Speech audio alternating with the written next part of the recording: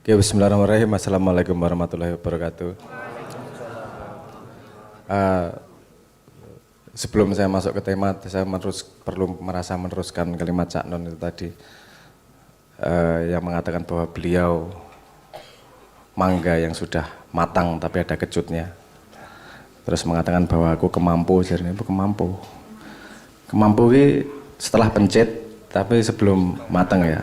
Tapi mana semua itu nggak bisa, itu tidak bisa dipotret sendiri-sendiri.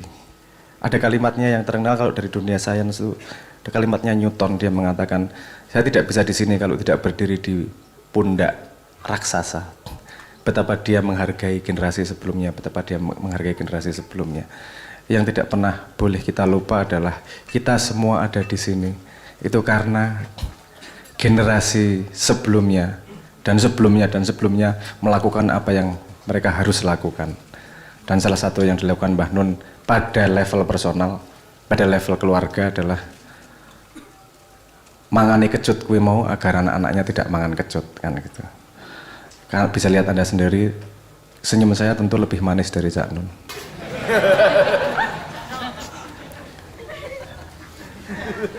Merasa guyu gitu.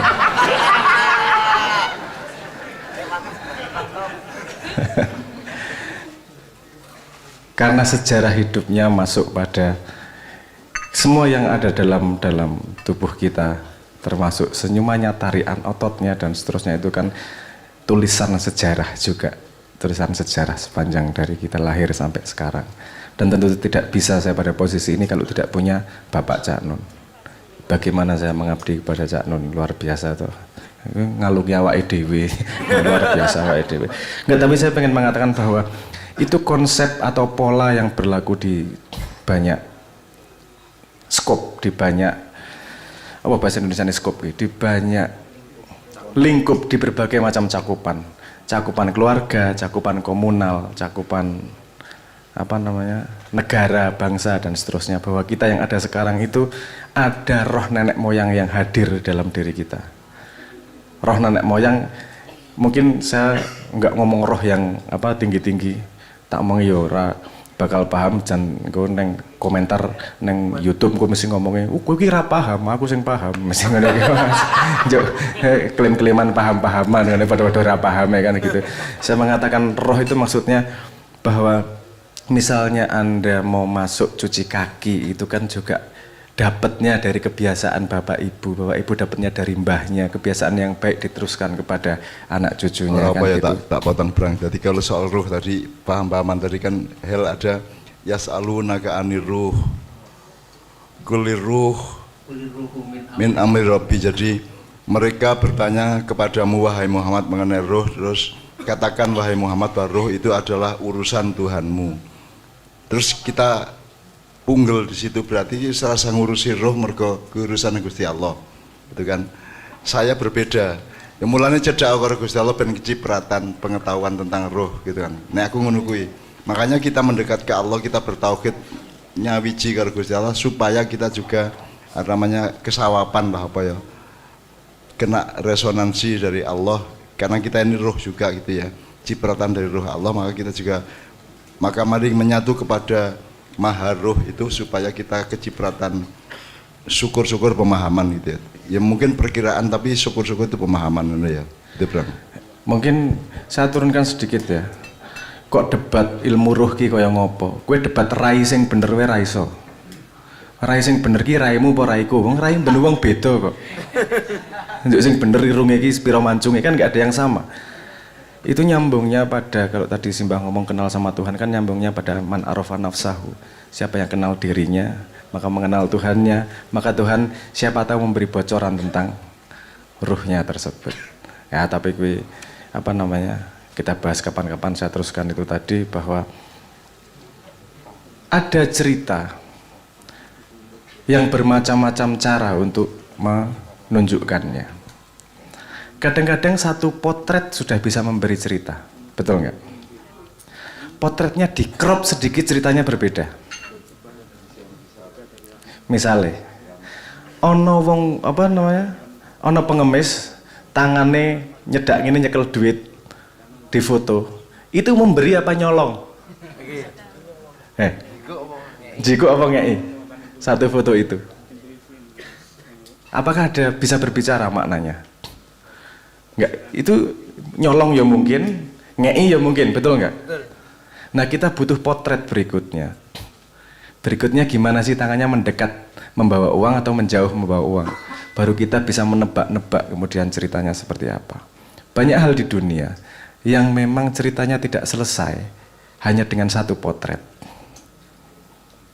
Seperti banyak kejadian-kejadian yang salah satunya adalah yang dikatakan Mbah Nun kemarin, Mbah Nun kesambet dan seterusnya itu. Tapi kebetulan saya dididik menjadi anak yang soleh. Loh, dididiknya belum tentu jadi toh, dididiknya jadi anak yang soleh. Jadi ini ya saya soleh dengan cara yang agak radikal, dengan memberi cobaan kepada orang tua. Kayak orang tanya sabar kan masuk surga, itu anak soleh kan membawa orang tuanya masuk surga. Amin. Jadi ada yang memberi doa, kalau saya memberi cobaan. Oh, karena Tak tubut. surganya tinggi, cobaannya juga harus tinggi kan gitu. Nah, salah satu cara memberi cobaan dalam tanda petik itu adalah rame ngaku ding kabeh anake Mbah Nun. Itu memang ada budaya egaliter di kita.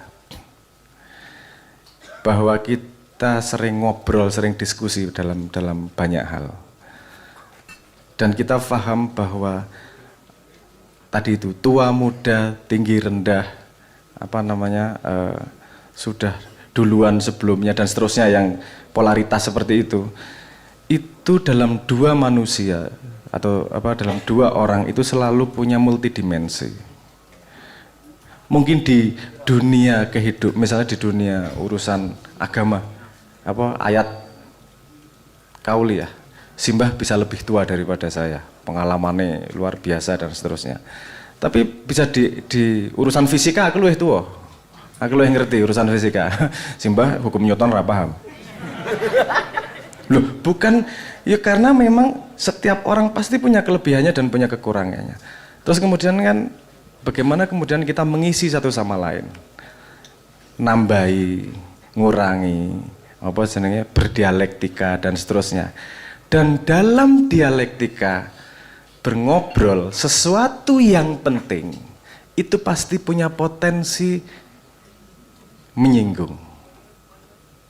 Iya, nek penting untukmu mesti punya potensi menyinggung. Nek kowe dijak ngomong tentang hari ini makan apa, debat iso nggak ribut. Tapi kalau sudah ditanyain kapan rabi, iso tersinggung kowe. Pas lebaran kan ancaman terbesarmu kowe. Lebaran mudik, wis tuwa ora rabi-rabi kowe. Sudah berusaha Bu, tapi belum ketemu mertua khilaf kan gitu. Nah, paham maksud saya ya? Paham maksud saya ya? Bahwa pada dialektika itu pasti punya potensi menyinggung satu sama lain. In order to think, untuk bisa berpikir hal-hal yang penting, kita harus meresikokan untuk menyinggung atau tersinggung. Betul nggak? Semua hal yang menghasilkan sesuatu itu pasti ada resikonya. Kue nembak pacar, nembak cem-cemanmu ya sing tok naksiri, itu ada resiko ditolak. Betul nggak?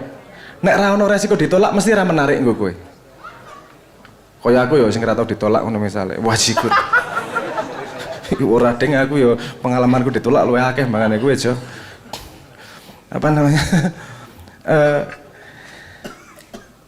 Kemudian ketika ada resiko tersinggung itu, apa yang kita dapatkan? Ketika kita sudah bisa melewati itu, yang kita dapatkan adalah masing-masing menjadi tumbuh lebih dewasa. Betul nggak? Ada salah satu lagu Leto yang sebenarnya nggak pernah dikeluarkan tapi dibocorkan. Setelah semua badai yang berhembus telah reda, tertinggallah diriku dan dirimu saling menjaga, kan gitu.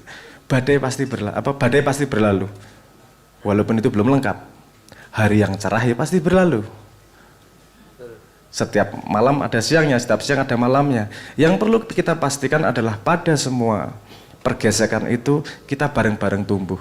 Karena akan sia-sia pergesekan kalau tidak ada pertumbuhan.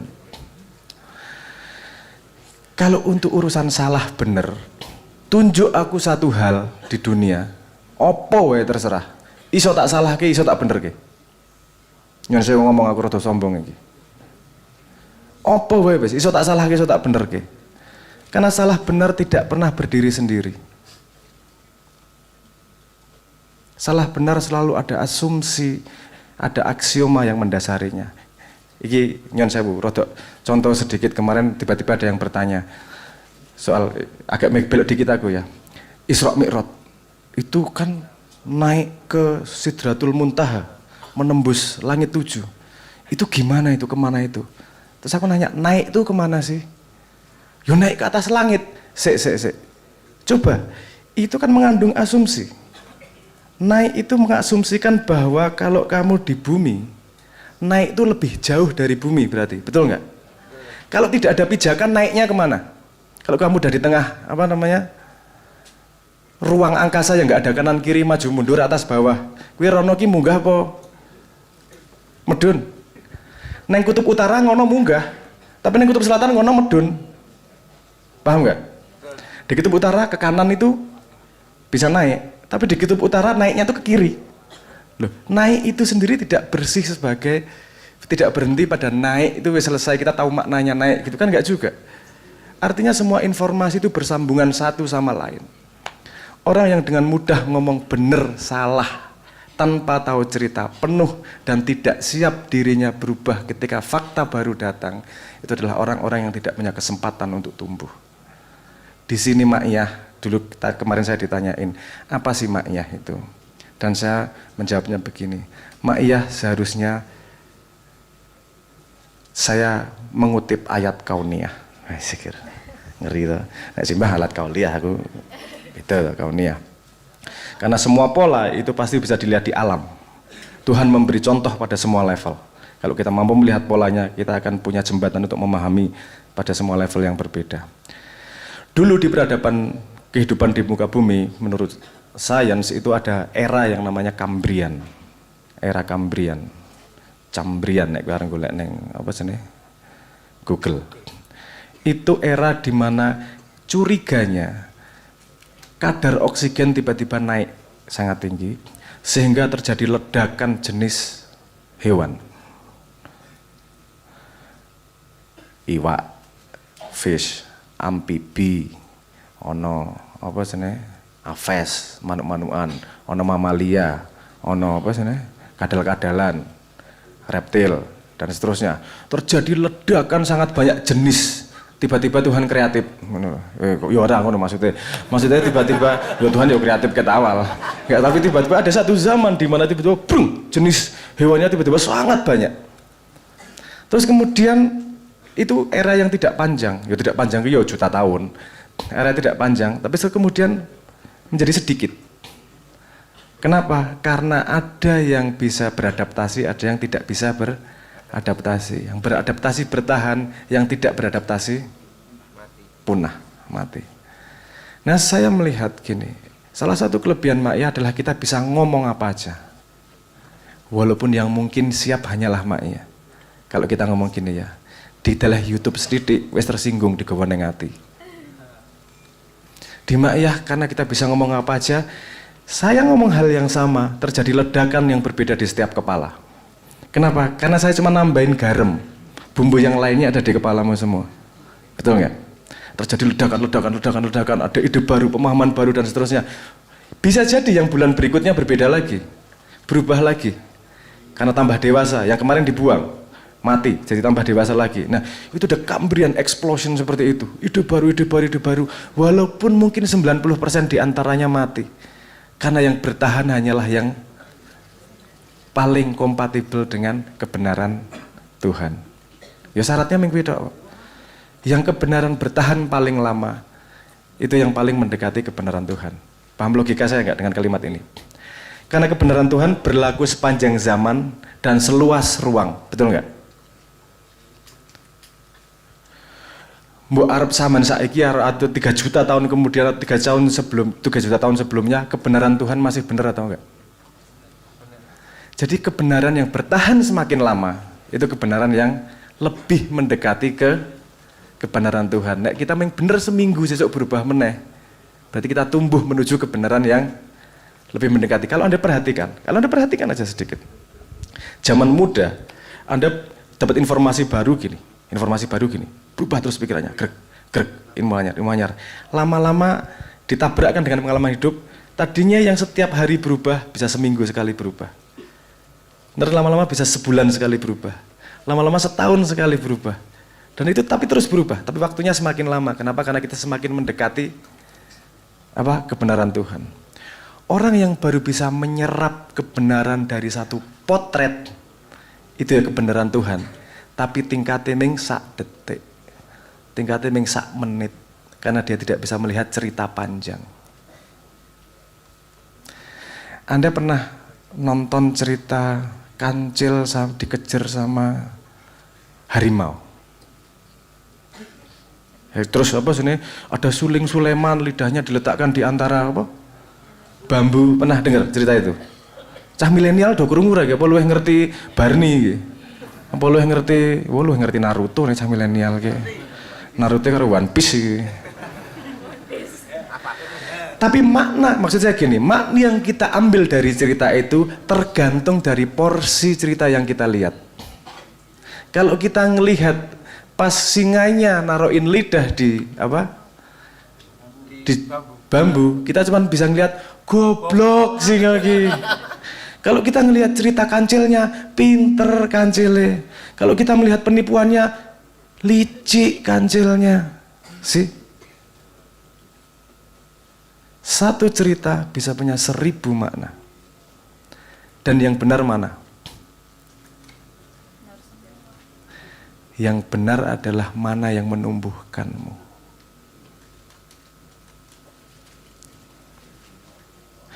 Kalau yang kamu ambil adalah cerita yang membuatmu tidak tumbuh, itu adalah pengalaman yang sia-sia. Tapi kalau yang kamu potret menumbuhkanmu, itu jadi pengalaman yang benar. Kebenarannya bukan pada informasinya atau pemaknaannya. Kebenarannya pada dia yang menumbuhkanmu. Wis tau, wong sing ngomong paling ngerti. Sing aku nonton YouTube ki guyu soalnya. Sing ceramah luweh ndakik ki sing komen YouTube bangane sing nang video. Wah, dawa banget kayak menurut yo. Apa menurut wajigur dawa banget ngono ki lah. Wis sing paling ngerti-ngerti. Enggak apa-apa, itu kebenaran pada level dia. Semua orang punya level kebenarannya masing-masing. Yang perlu kita butuhkan kalau untuk dirimu sendiri hidup di di hutan, ora urusan kebenaranmu dewe, sing nguntal kowe dewe kok hasilnya kok. Tapi kalau untuk kebenaran bersama kita perlu garis merah. Karena manusia untuk bisa berkumpul itu ada kebenaran. Ada persamaan. Untuk kumpul itu harus ada persamaan dan harus ada perbedaan. Itu syarat mutlak. Kalau perbedaan semua, ngapain kumpul? Ngomong ora iso, bahasane beda. Kalau sama semua, ngapain ngobrol? Wong wis ngerti satu sama lain kok. Ngapain nggak bisa belajar sama kamu juga kok, kan gitu. Jadi syaratnya kumpul adalah ada yang sama dan ada yang beda. Dan otak manusia kadang-kadang ngelihatnya beda mana duluan. Ngelihat bedanya duluan dan ada yang ngelihat samanya duluan. Kira-kira strategi mana yang paling optimal untuk pertumbuhan? Ngelihat bedanya atau ngelihat samanya? Oke, sing rong tahu pacaran tak ceritane pengalaman pacaran wae yo. Nek kowe nyedak cewek, Dik, senenganmu mangan apa, Dik? Pecel lele. Kamu langsung ngomong, beda sama saya sukanya pecel. Apa? Podo, Dik. Mana yang itu? Podo, Dik. Walaupun kowe mukok karo lele. Karena naksir cewek wis tak pangan wis kaya mangan pil ra urusan lah. Sama, saya juga seneng lele, Dik. Karena secara bawah sadar kita paham bahwa persamaan itu mendekatkan. Tapi perbedaan itu menjauhkan. Tapi jangan lupa bahwa perbedaan itu pintu untuk pertumbuhan. Saya tanya. Saya sewaktu-waktu menyela gitu ya. Ya, Kue boleh. kau niai top ya, tak selani nganggu kauliah ya. Ya. Ya. Siap. Ya kalau Jadi anak gini malu. Pak, atau saya tanya, jadi kan ini tadi rumusnya Sabrang kan luar biasa. Ini kan Einstein abad 22 kan itu. Jadi persamaan itu mendekatkan, perbedaan itu menjauhkan. Ada hadis Rasulullah SAW, ikhtilafu umati rahmatun. Jadi Rasulullah mengatakan bahwa perbedaan pendapat atau perbedaan pandangan antara umatku itu merupakan rahmat. Kan itu tidak memenuhi apa yang saya pernah ngomongkan. Perbedaan itu menjauhkan kok malah rahmat kan. Maka kalau saya kemudian itu bukan informasi, itu perintah dari Rasulullah. Kalau kamu berbeda, temukanlah kenikmatan dalam perbedaan itu gitu loh. Bukan perbedaan adalah rahmat, temukan rahmat di dalam perbedaan. Nah itu kalau Sabrang membahasakannya, meskipun kamu berbeda, tetap jadikan itu alat untuk kalian masing-masing tumbuh dan bersama-sama tumbuh kan itu ya Brang. Jadi rahmat itu pertumbuhan itu gitu, menurut Brang. Jadi aku negeske merskomburi bahwa kui sesuai dengan ayat Allah dan hadis Nabi Muhammad SAW menurut. Jadi ojo kuatir kui tak backup terus kui. Aman insyaallah aman. Aman. Iki nek iso ndelok ana sing bisiki aku iki soalnya wong ngeri. Mas Helmi ya, sing bisiki aku masa apa? Pakai. Gini. Kan tadi kita udah ngomong, satu potret potong cerita itu bisa menjadi makna yang berbeda. Coba kita urut dari perbedaan. Anda tahu persamaan itu menenteramkan, mendekatkan, perbedaan itu membuat kita gasruk-gasrukan awalnya, betul nggak? Tapi ketika kamu tumbuh, kamu akan menemukan bahwa dalam hakikat perbedaan pasti ada persamaan yang bisa kita ambil. Pasti, aku menjamin pasti. Kenapa? Karena konsep tauhid pada endingnya semua akan menjadi satu. Semua perbedaan itu pasti akan ketemu sama dan seterusnya. Kalau kamu mesti ono sing bantah iki, aku yakin nih ning apa komen YouTube iki, aku wis ngerti jenis bantahane koyo ngopo. Aku ki sok-sok gemes karo komen apa jenenge wis akune Fidyah 9934 ngono kuwi. Nah, bapak iki jenenge nganggo ngecak nomor apa nomor togel. Wis akun-akun anonim ngono kuwi sing apa jenenge kok sama beda kita beda enggak mungkin disamakan agamanya berbeda dan seterusnya. Sik toh. Dunia itu tidak selebar pengetahuanmu. Paham nggak? Dunia itu nggak selebar pengetahuanmu. Tidak sesempit pengetahuanmu, Bang. Yo munggah ke sidik lah, lebar lah. Ora apa-apa, men rodok seneng lah. Dia kan ngono merasa dirinya kan sangat pandai itu. Loh, itu kan berlawanan. Kalau kamu percaya konsep tauhid bahwa intisari semuanya sebenarnya adalah satu, semua perbedaan nanti endingnya kan pada satu hakikat pemahaman yang sama nih pasti. Bahwa berbeda itu karena durung tekan uteke. Jangan salahkan dunia ketika otakmu terbatas. Wes toh, faktor terbesar dalam kebodohan manusia itu adalah dia tidak mampu melihat bahwa otaknya goblok. Asumsi pertama nih, aku pinter.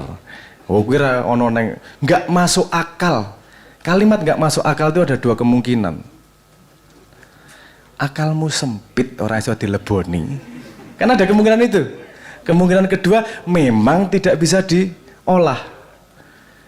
Kausalitasnya nggak jelas nih. Akal mana yang kamu pakai? Mungkin masuk akal, tapi akal kadal bukan akal manusia. Mungkin kan gitu. Tapi ada kemungkinan yang lebih besar. Otakmu ora cukup proses informasi tersebut. Jadi lebih enak ngejudge daripada berpikir. Nah, tak terus kita tentang perbedaan. Syarat untuk salah satu metodologi paling efektif untuk menemukan persamaan dari perbedaan adalah meninggalkan truth kita. Dalam titik meninggalkan itu tunjuk tok guang ya. Coba kita keluar dulu sebagai orang kosong, melihat diri dia dan kebenaran dari sudut pandangnya. Karena kebenaran ini juga mengandung sejarah, mengandung orang tuanya siapa, pendidikannya gimana dan seterusnya. Karena tidak ada satu orang pun di dunia menurut saya, menurut kusnudon saya, yang dengan sengaja pengen mengeluarkan kesalahan. Pasti pengen mengeluarkan yang paling benar menurut dia. Yang kita tidak pahamkan kebenaran versi dia seperti apa. Wong angka 6 sama angka 9 aja kita bisa debat kalau berdirinya di tempat yang berbeda. Paham ya? Maksud saya ya. Nah, jadi seperti cerita kemarin Pak, saya kalau di video itu akan kelihatan bahwa saya yang ngajak ngobrol sih Mbah. Sekto. Ini Indonesia ini orangnya pandai semua, pinter-pinter banget ini. Jadi IQ-nya di atas 75 rata-rata. Kalau 75 ke bawah kan idiot. Kita kan tinggi IQ-nya 78,54. Rata-ratanya segitu. Jadi sekto, kita tidak bisa tidak ngitung apa yang paling primer, paling pokok dari apa yang kita lakukan. Karena semua itu manusia kan urusannya keputusan. Keputusan ya kita melakukan sebuah keputusan, efeknya seperti apa. Dan nomor satu menurut saya, sebelum intelektual dan yang lain, nomor satu menurut saya yang paling penting adalah yang namanya stabilitas kalau ngomong bareng-bareng. Karena kalau stabil lagi di mangan, mikir mangan gitu. Anda tidak stabil di kampung saja, Anda kan nggak berani keluar dari rumah. Karena takut keluar sedikit dicolong. Mending di rumah terus, ya toh. Nah, sekarang tapi kalau di rumah terus tidak ada jaminan keamanan misalnya, kita tidak akan mampu mikir soal panganan gitu. Kalau diwirai iso mangan, diwirai iso mikir sesuatu yang lebih tinggi. Orang yang bisa berpikir filsafat rata-rata ya, berpikir aneh-aneh itu biasanya wis ora ono masalah karo panganan. Nek isih ono masalah karo panganan, tok jak ngobrol filsafat didoni raimu. Aku ki sesuk ra cetha mangan apa tok jak mangan filsafat. Kan gitu. Jadi memang, tapi gini, bukan yang ngomong filsafat salah, yang nggak ngomong filsafat salah. Semua punya tempatnya masing-masing. Kalau Anda lihat video saya di channel YouTube yang saya buat yang namanya Damar.Panuluh, monggo di subscribe. Asu. Saya kan mengatakan bahwa begini, di masyarakat itu tumbuh norma yang kita sendiri tidak sadar tumbuhnya gimana. Betul nggak?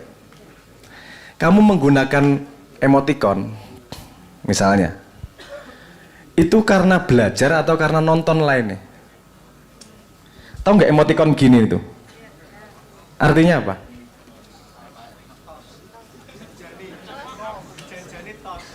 Janjane tos toh.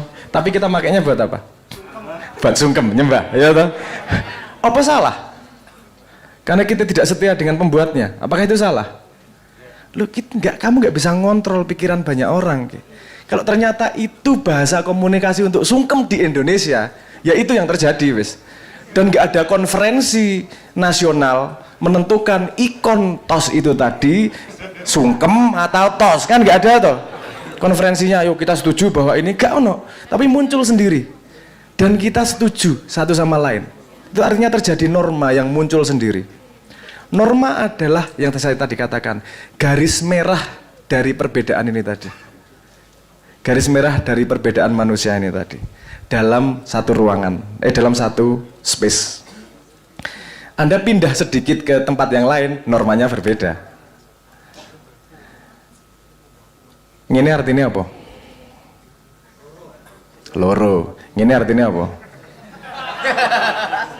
Wong apa sing ra iso ngene? Sing ra iso duwe jempol.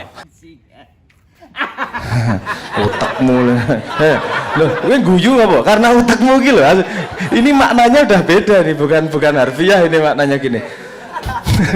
Tapi kalau Anda ke Inggris, gini, wah nesu wong kono. Ngopo? Ya menggok sidik ya. Karena dulu ada sejarah. Ada perang panjang antara Perancis sama Inggris. Nek ece-ecenan ngene iki. Drijiku iso ana nggo manah ndasmu ngono iki. Artinya ini karena ketangkep diketok drijine agar nggak bisa memanah. Dadi ngene iki menghina. Tapi kenapa yang jadi hinaan internasional adalah gini? Kok dudung ini? Apakah ada konferensi yang menentukan bahwa internasional yang menentukan bahwa gimana cara tangan menghina satu sama lain yang kita setujui secara internasional? Onora. Berarti kan itu muncul sendiri persamaan yang kita pahami. Oke. Per daerah punya tempat sendiri. Itu persamaan. Persamaan antara per daerah sepanjang waktu apa namanya kemudian? Kan bisa saja Indonesia yang sekarang, misalnya Jawa yang sekarang sama 100 tahun yang lalu berbeda nih. Ngene beda misalnya ngene tadian. Apa ngene mbiyen, itu berubah dadi ngene misalnya kan gitu. Ada perubahan sepanjang waktu gitu. Kalau per daerah punya persamaan yang muncul, sepanjang waktu juga ada persamaan yang muncul. Yang berlaku universal sepanjang selebar ruang dan sepanjang waktu. Balik ke tadi. Apa namanya itu yang sepanjang waktu dirangkum dalam apa? Agama itu garis seharusnya menurut saya itu adalah resultan garis merah strategi terbaik manusia menghadapi zaman apapun. Karena dia tidak hanya resultan ruang, tapi juga resultan waktu. Karena kowe ra iso ndelok waktu dawa, makanya sing iso ndelok para nabi tok yang dia bisa melihat intisari dari setiap zaman mana yang kebenaran Tuhan. Apa artinya kebenaran Tuhan? Dia berlaku sepanjang zaman. Dan nek wong ngomong maksud Tuhan enggak seperti itu. Wong Tuhan sudah memberikan kita kayak gini. Tuhan tuh maunya kita gini. Wes tau tak jamin kuwi pekok wes. Yang saya ngomong, ngopo? Kok kowe iso ngomong maksudnya Tuhan iki lho tekmu to? Cuk, maksudnya pitik kowe ora iso jelaske kok maksudnya Tuhan. Kucing, maksudnya kucing kuwi pengen ciak. Ngono apa kowe? Ora tentu, iso pengen gelut. Kowe karo sing nang ngisormu kucing kowe tidak bisa menentukan maksud pikirannya apa. Kok kowe iso ngerti maksudnya Gusti Allah secara pasti tanpa keraguan iki lho. Paham? Ketidakmampuan melihat kelemahan dalam dirinya sendiri gitu. Yang bisa kita lakukan adalah ngeranggeh kira-kira ngene lho. Perhatikan. Tolong perhatikan nek kira percaya karo aku. Kalau Anda sudah punya teori yang pasti dalam hidup, mesti ngene. Enggak lama dibatalke karo Gusti Allah. Teorimu berubah mesti. Jajal, perhatikan. Nek ra perhatikan kancamu. Mana sing menderita kancamu, kowe itu ilmune tok. Tahu artinya maksudnya? Ketika digagalkan itu Tuhan sedang mengupgrade dirimu untuk kebenaran yang lebih panjang. Kuwi lho, dhewe iki ratusan manusia itu ratusan ribuan tahun yang ilmunya tidak semua ilmu ditemukan sekarang loh. Ono sing kowe kari nguntal loh. Kowe kari mangan loh. Stabilitas misalnya gini, aku bangga sama Indonesia. Oleh bangga. Ning kowe nyumbang opo?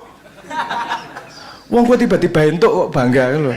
Indonesia adalah negara yang stabil. Kowe melu nyumbang stabil apa ora? Indonesia kita bisa mengalahkan penjajah. Melu perang opo, Cok? Bangga itu enggak apa-apa, tapi menurutku ayo bangga pada sesuatu yang kita ikut lakukan. Nah, jadi Anda sekarang ini kan banyak yang ilmu ratusan ribuan tahun itu dibangun. Sekarang di sini ada yang kesini tanpa naikin ban. Ban becak, ban pit, ban motor, hampir semua naik ban toh. Minimal bannya kancane. Itu kan turunan dari masa lalu, kamu tidak perlu menemukan menemukan dari nol kan gitu toh. Dan sampai sekarang masih ada penemuan baru nggak? Kita masih tumbuh tambah pinter enggak? Lihat loh, cerita kebenaran tuh jalannya ribuan tahun. Gimana kamu bisa merasa mengerti manusia, mengerti orang, mengerti apa sebenarnya kebenaran hanya dengan satu potret video 10 menit. Orang salah landep-landep. Kita paham semua maksudnya kok. Paham maksud saya ya? Oke, kita cari kesamaannya kalau ngomong gitu. Kalau kita mau ngomong tumbuh bersama sebagai Indonesia, lebih penting mana? Gini, ini salah satu ini. Lebih penting mana? Kamu ngeplak anakmu agar anakmu tidak mengulangi, misalnya anakmu nyolong gitu. Nyolong apa sih nih? Duit kancane, kok duit kok ngerti konsep duit, nyolong permen kancane misalnya gitu. Tok keplak, plak. Lebih penting kesakitan dia atau lebih penting masa depannya? Orang apa bodi keplak? Tega. Kenapa Anda tega? Karena Anda punya proyeksi waktu ke masa depan. Kebetulan bayi anakmu raiso protes.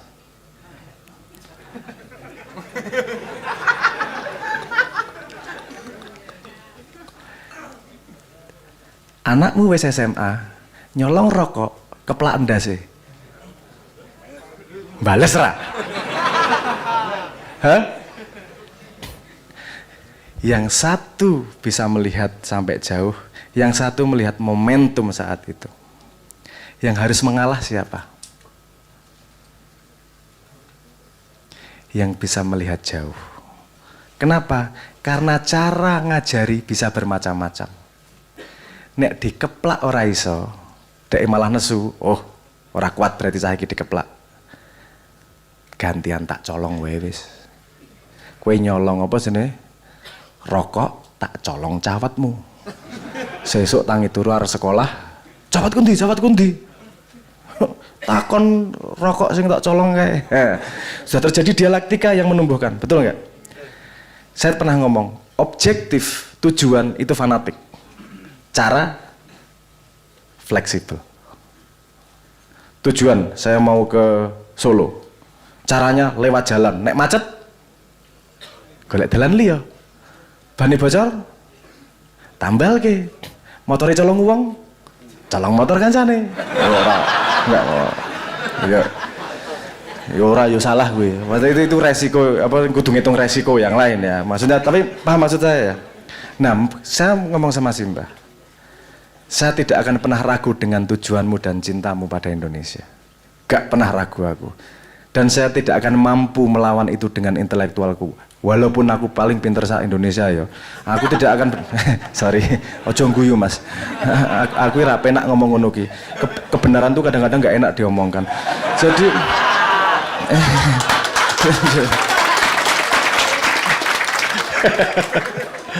aku ngomong karo Simba, saya tidak akan mampu melawan bukti istiqomahmu.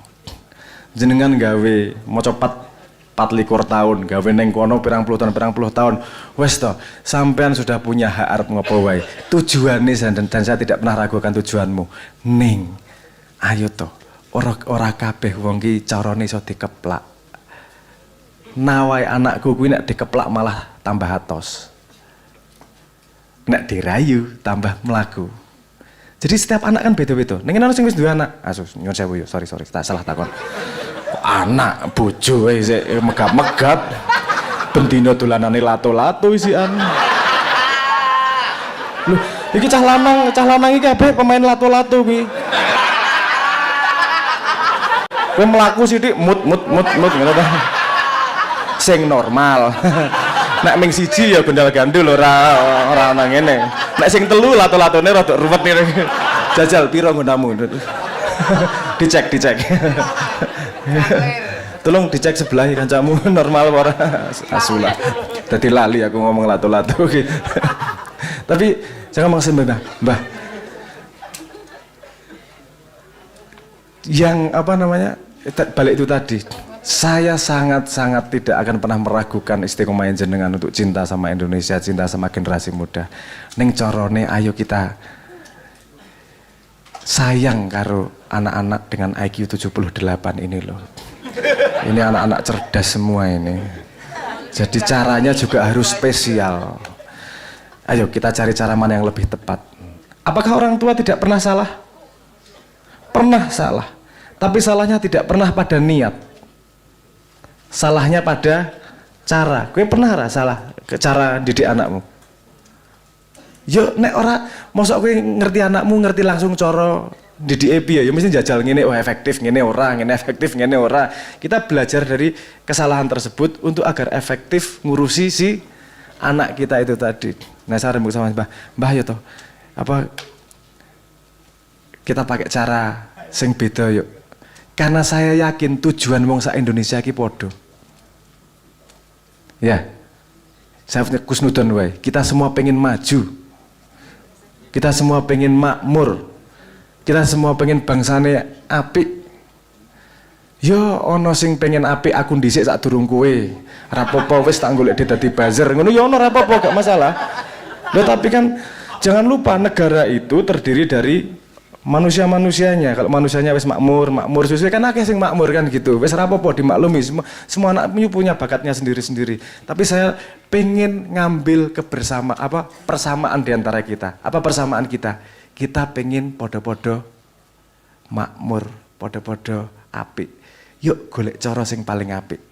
Dan jangan lupa, cara sing paling apik untuk tumbuh adalah tidak takut dengan perbedaan.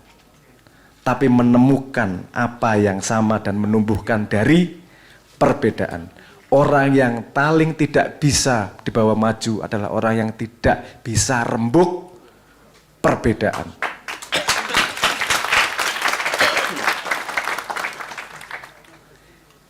Ojo percaya kalimatku. Percaya kalimat bapak bangsa. Sing jenenge sapa? Pak Soekarno. Ada pidatonya tentang negeri utara. Lihat negeri utara yang damai, tidak pernah ada pertengkaran, tapi juga tidak ada kemajuan. Kita dibanting bangkit lagi. Perbedaan tidak menghancurkan kita. Perbedaan menumbuhkan kita. Dan yang paling saya ingatkan, musuh kita bukanlah saudara yang pengen sama-sama tumbuh. Musuh kita adalah masalah. Nah aku ngelih, kowe ya ngelih. Kowe pengen nandur telo, aku pengen nandur apa jenenge? Gedang. Terus yang bener sapa? Apa dhewe ribut? Telo, gedang, prek po. Mosok bendina mangan gedang ya mutah, bendina mangan telo ya mutah. Ya ayo kowe bangun dhewe-dhewe. Tapi musuh kita adalah kelaparan. Aja lali, musuhku bukan orang yang bangun yang berbeda. Paham ra? Tak takon wis jujur. Neng kene sing tau mangan salak angkat tangan. Asulah aku jujur wae angel men lato-latomu dicolke sik kuwi. Ket mau nyekeli lato-lato ae. Siapa yang tahu apa jenenge pernah makan salak angkat tangan? 100%. Yang belum pernah makan salak angkat tangan? Wes kabeh. Yang pernah menanam salak sampai berbuah angkat tangan? Ndi iki. Toh kowe penerima benefit kabeh. Nguntal tok kabeh. Ora tau nandur. Tapi kowe nandur ning bidang hal yang berbeda. Di sini ada yang jahit baju, jualan kaos. Ora ono apa ya? Sing apa jenenge dodolan galon banyu ono? Asu gaweanmu ki apa to, Cah? Angel men golek contoh iki. Hah? Wah, ngeslot itu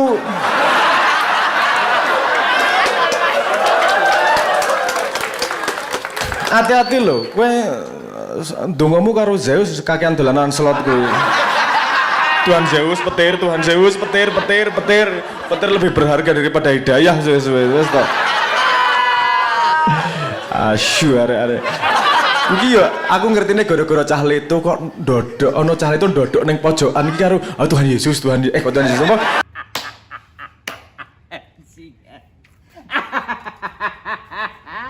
Tuhan Zeus. Iki ngopo to cah iki Tuhan Zeus tak delok ngene iki. Ngesloti lho ngopo ya? Nek dipetir kali 4 Mas. Was. Ya alah anak muda ya. Tapi tadi paham maksud saya toh. Semua menyumbang pada yang berbeda. Ono sing nandur pelem, ono sing nandur salak, ono sing gawe kelambi, ono sing ngeterke galon. Kita semua merasakan manfaatnya. Kita pegang satu tanggung jawab. Dan semua akan mendapat manfaatnya. Sing paling ora enak itu memegang tanggung jawab mengingatkan. Karena banyak orang tidak bisa membedakan bahwa mengingatkan itu juga sayang. Ya ora? Kowe milih dinengke karo bapakmu apa diingatke karo bapakmu?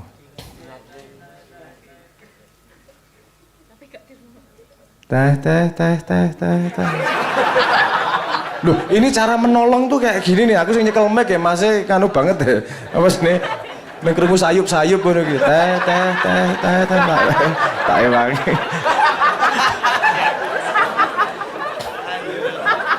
Tidak semua orang jualan teh, tapi semua bisa minum teh. Ini gitu mak ya yang saya sebut Cambrian Explosion ki ngene iki lho. Tiba-tiba ono teh ya apa metu ning panggung, tiba-tiba lato-lato nyekeli katoke dhewe wis ora cocok. Tapi apakah itu tidak menumbuhkan kita? Minimal kebahagiaannya membuka pintu untuk pertumbuhan, betul ya? Mari kita ingat bahwa apapun yang kita lakukan kita punya persamaan. Bahwa kita ingin membangun Indonesia. Kita tidak mencari siapa yang benar. Kita mencari apa yang benar buat kita semua. Bukan buat aku, bukan buat kamu, tapi buat kita semua. Karena apapun yang kita lakukan, setiap menanam pasti ada panenannya. Dan kita harap panenannya adalah baik untuk kita semua masyarakat Indonesia. Amin. Amin ya rabbal alamin. Untuk awal mungkin itu dulu yang saya sampaikan. Monggo di respon. Ya nyanyi meneh Brang, iki wis meh pecah ndase. Jadi kuwi saiki nyanyi. Apa? Pecah ndasmu? Yo paling rata-rata 76 lah nek.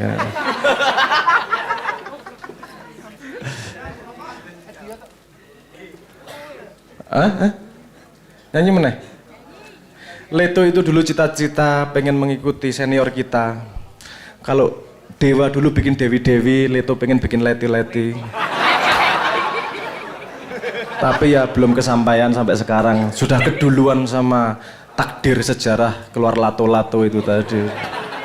Yes. Tapi ya karena itu jadi akun menurut Dedi, drummer kita, yang megang akun Instagram, orang yang mainan lato-lato semua mention Leto. Apakah itu berkah, apakah itu ason, aku ya ora paham. Lato-lato mentionnya Leto gitu. Sampai kemarin trending topik, ayo Leto comeback karena lato-lato sudah naik. Oke. Ape uteke. Nek aku sensitif, aku marah. Kenapa? Karena Leto adalah band papan atas dan bukan mainan. Kenapa disamakan dengan mainan yang cuma dituk tuk tuk ya? Yang mirip sama sama bilermu itu. Loh, ada toh alasan tetepan? Alasan nesu ono toh? Loh, aku band serius 18 tahun. Weh, 18 Dewi sono ya? 18 tahun ya? Ya wis usahane koyo ngono. Wis lagune terkenal se-Indonesia dipadake karo etek-etek. Langsung ngomong iki. Kira-kira nganu ra aku? Punya berhak emosi ra? Diremehkan, asem ki kan iso ngono ki. Tapi kan kita berusaha melihat positifnya. Oh wis ra apa-apa dipadake karo etek-etek. Mending etek-etek mbangane ngetak ndasmu. Kita semua bisa merespon apapun dengan cara yang baik, dengan cara yang emosional, dengan cara apapun bisa. Tapi guide itu tadi sepertinya berguna. Yuk cari samanya dulu sebelum ribut tentang perbedaannya. Karena kalau kamu bisa belum menemukan persamaan, berarti belum tumbuh. Salah satu kalimat yang keluar di diskusi martabat saya. Salah satu mbah bener mbah ora ya ayat kauliyahe dan apa jenenge hadis dan segala macam. Nek salah ngomong ke aku. Aku sing bisiki langsung soalnya. Al iblisu Salah satu ciri orang naik makom adalah ketika dia bisa menemukan pertemuan dari dua paradoks. Dua paradoks bertemu pada konsep yang lebih tinggi. Iblis, contoh, iblis buruk. Asosiasinya gitu. Malaikat baik, berlawanan atau tidak? Apa konsep yang menyatukan mereka? Pengabdian. Iblis yang nyuruh siapa? Malaikat yang nyuruh siapa? Kamu kemudian bisa melihat dua itu pada bungkus satu yang namanya pengabdian dengan cara yang berbeda. Ketika kamu menemukan itu, wis munggah sak tingkat makome. Orang yang masih melihat pada paradoks-paradoks di dunia, ojo ngomong tauhid. Aduh kon. Ngeri toh. Mikir nggo peci iki. Peci putih. Ngeri banget. Oke ya. Mak Yah sedang sedang mengalami semacam badai. Tapi kita sadari bahwa hidup itu ya ada badai, ya ada hari yang cerah. Yang kita pastikan adalah pada badai kita tumbuh, pada hari yang cerah kita tumbuh. Kita rangkul kebencian dengan melihat persamaan. Bahwa bencimu sebenarnya kamu rindunya sama kok sama saya. Kita pengen bangun Indonesia yang lebih baik. Dan kita bisa memberi contoh sebagai masyarakat yang pengen membangun dengan cara yang lebih baik. Oke, cacah itu kita ratau kagum blas karo aku bajingan. Saya pengen melempar bola. Simba. Pengetahuanku tentang Simba luwih akeh aku lah mbangane kowe. Wis yakin, Mas. Bapakku kok. Jare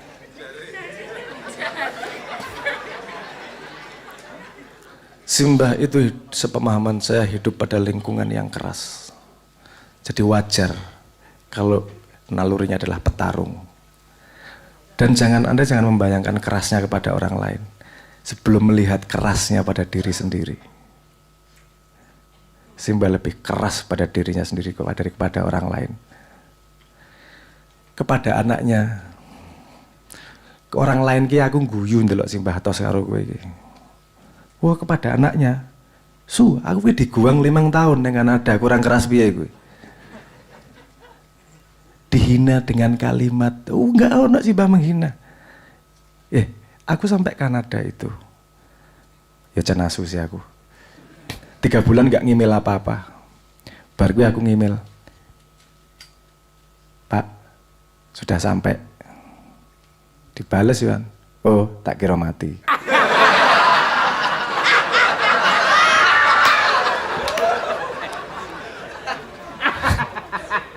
Guyu gue ya. Gue tahu dikira mati ro bapakmu ra. Takut angkat tangan aku. Siapa yang tahu dikira mati ro bapaknya gitu. Tak angkat tangan. Artinya begini, jangan melihat Simbah dengan kerasnya. Bahwa kerasnya kepada dirinya sendiri itu jauh lebih keras daripada kerasnya kepada anak-anaknya. Karena cintanya kepada anak-anaknya. Termasuk kue-kue gitu maksudku. Kita semua bangsa Indonesia. Momentum ini bisa berjalan kedua arah. Terjadi congkrah gede-gedenan atau terjadi rekonsiliasi besar-besaran. Mak Yah dari dulu ngomong tentang pentingnya inklusif. Pentingnya kita gandengan satu sama lain. Bola bukan di Mak Yah. Mak Yah ngajak bareng. Dengan momentum ini, kita pengen inklusif se-Indonesia, sedunia bahkan. Gimana bola itu dengan disambut? Kita tunggu. Matur nuwun.